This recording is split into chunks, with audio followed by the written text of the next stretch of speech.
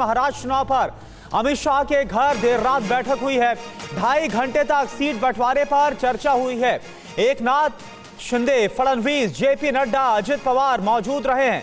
गृह मंत्री अमित शाह के आवास पर देर रात तक बैठक चली है।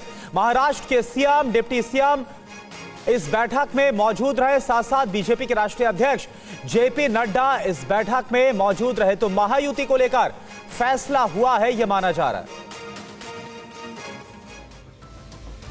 महाराष्ट्र में चुनाव की तारीख जैसे जैसे नजदीक आ रही है, एनडीए और एमवीए के घटक दलों में टिकट को लेकर बेताबी बढ़ती जा रही है। देर रात दिल्ली में एनडीए घटक दलों की बैठक हुई। गृह मंत्री अमित शाह के आवास पर महाराष्ट्र के नेताओं की अहम बैठक हुई।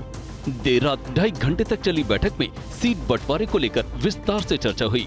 वहीं एमवीए में कई दौर की बैठकों के बाद भी सीट शेयरिंग का मामला सुलझ नहीं पाया है। सूत्रों की माने तो शिवसेना यूबीटी इतनी नाराज है, संजय राउत ने यहाँ तक कह दिया कि महाराष्ट्र कांग्रेस फैसला लेने में सक्षम नहीं है।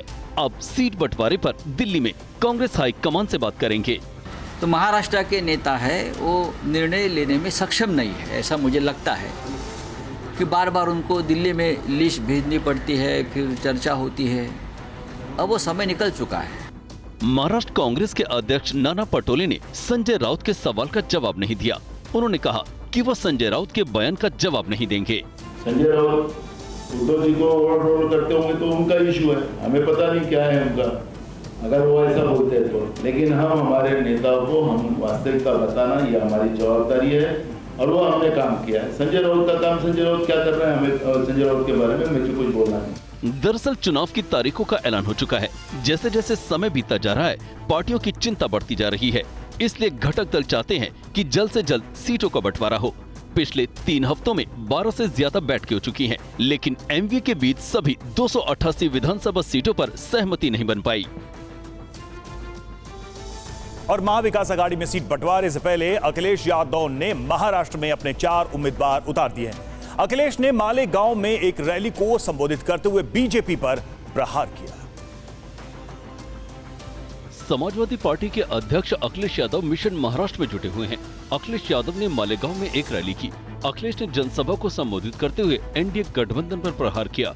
अखिलेश ने समाजवादी पार्टी के प्रत्याशी शान-ए-हिंद निहाल अहमद के समर्थन में मालेगांव की जनता से वोट अपील की। अखिलेश ने हुंकार भरते हुए विरोधी पार्टियों पर प्रहार किया है।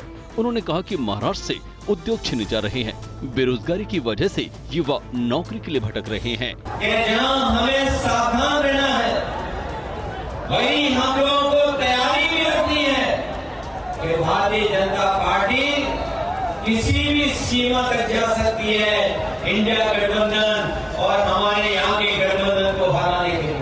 अखिलेश यादव ने महाविकास आघाड़ी में सीट शेयरिंग का फार्मूला तय होने से पहले ही 4 उम्मीदवारों के नामों का ऐलान कर दिया है, जो इस प्रकार हैं। मुंबई के शिवाजी नगर से अबू आसिम आजमी को टिकट दिया गया है।